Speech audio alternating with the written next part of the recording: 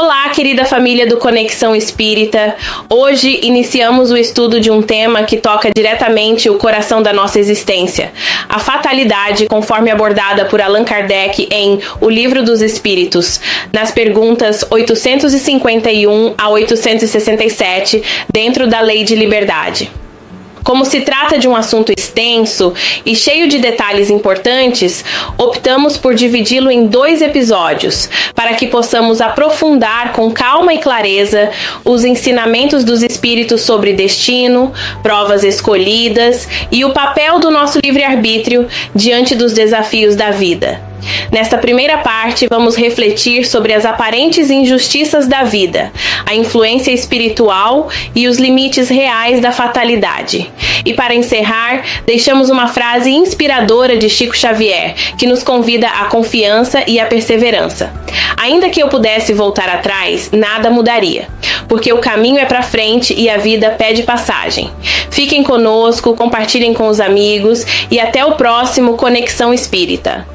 Sobre a fatalidade, iremos inicialmente da pergunta 851 à pergunta 860. 851. Há uma fatalidade nos acontecimentos da vida, segundo o sentido ligado a essa palavra. Quer dizer, todos os acontecimentos são predeterminados, e nesse caso em que se torna o livre-arbítrio? A fatalidade não existe senão para a escolha feita pelo espírito, ao encarnar-se, de sofrer esta ou aquela prova. Ao escolhê-la, ele traça para si mesmo uma espécie de destino, que é a própria consequência da posição em que se encontra. Falo das provas de natureza física, porque, no tocante às provas morais e às tentações, o espírito, conservando o seu livre-arbítrio sobre o bem e o mal, é sempre senhor de ceder ou resistir. Um bom espírito, ao vê-lo fraquejar, pode correr em seu auxílio, mas não pode influir sobre ele a ponto de subjugar-lhe a vontade. Um espírito mau, ou seja, inferior, ao lhe mostrar ou exagerar um perigo físico pode abalá-lo e assustá-lo, mas a vontade do espírito encarnado não fica por isso menos livre de qualquer entrave. 52. Há pessoas que parecem perseguidas por uma fatalidade, independentemente de sua maneira de agir. A desgraça está no seu destino? São, talvez, provas que devem sofrer e que elas mesmas escolheram. Ainda uma vez levais à conta do destino o que é, quase sempre, a consequência de vossa própria falta.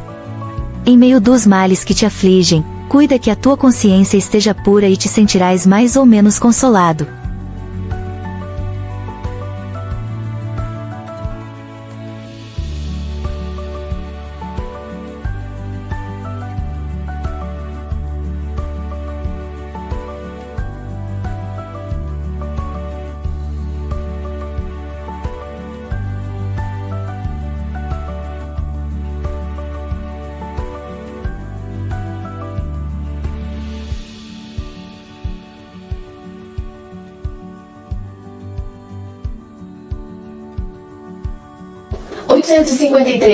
Certas pessoas escapam a um perigo mortal para cair em outro.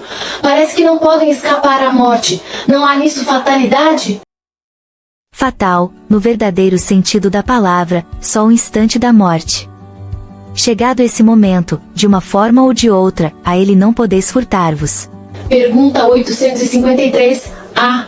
Assim, qualquer que seja o perigo que nos ameace, não morreremos se a nossa hora não chegou? Não morrerás, e tens disso milhares de exemplos. Mas quando chegar a tua hora de partir, nada te livrará. Deus sabe com antecedência qual o gênero de morte por que partirás daqui, e frequentemente teu espírito também o sabe, pois isso lhe foi revelado quando fez a escolha desta ou daquela existência. 854. Da infalibilidade da hora da morte, segue-se que as precauções que se tomam para evitá-la são inúteis?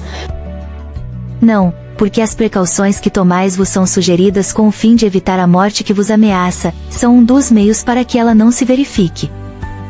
Pergunta 855. Qual o fito da providência ao fazer-nos correr perigos que não devem ter consequências? Quando tua vida se encontra em perigo, essa é uma advertência que tu mesmo desejaste, a fim de te desviar do mal e te tornar melhor.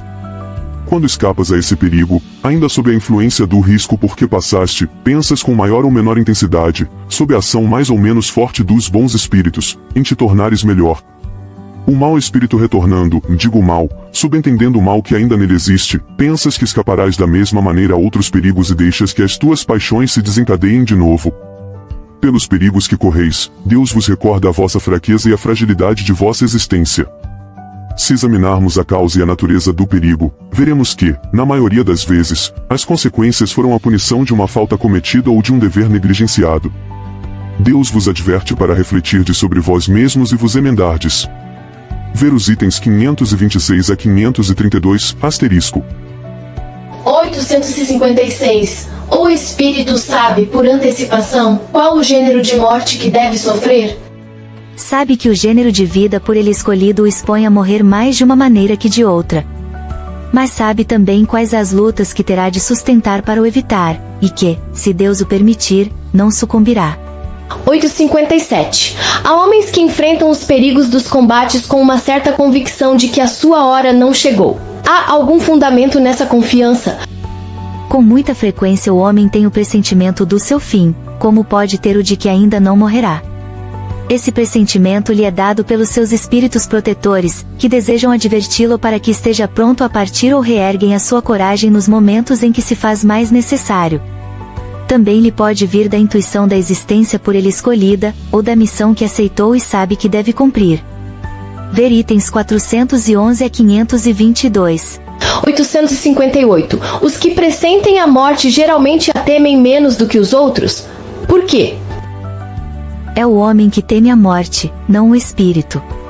Aquele que a pressente pensa mais como espírito do que como homem, compreende a sua libertação e a espera. Pergunta 859. Se a morte não pode ser evitada quando chega a sua hora, acontece o mesmo com todos os acidentes no curso da nossa vida?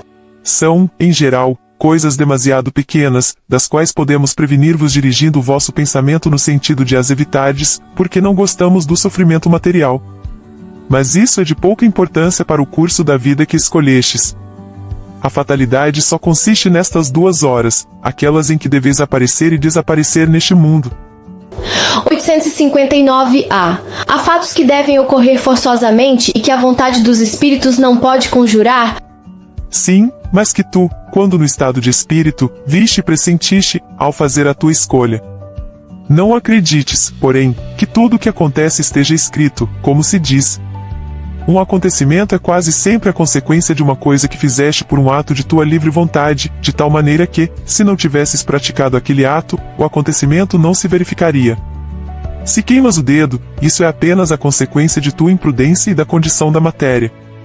Somente as grandes dores, os acontecimentos importantes e capazes de influir na tua evolução moral são previstos por Deus, porque são úteis à tua purificação e tua instrução.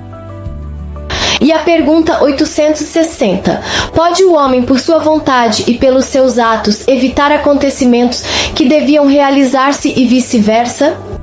Pode, desde que esse desvio aparente possa caber na ordem geral da vida que ele escolheu. Além disso, para fazer o bem, como é do seu dever e único objetivo da vida, ele pode impedir o mal, sobretudo aquele que possa contribuir para um mal ainda maior.